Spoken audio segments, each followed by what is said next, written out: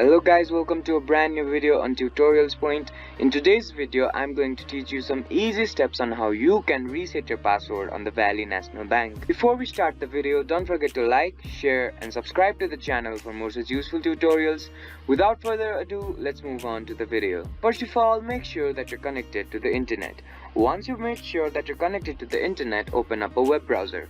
Now, once the web browser is open up on your screen, type in www.valley.com and hit enter. After the home page of the Valley National Bank opens up on your screen, on the right hand side of your screen, you'll see a sign in button.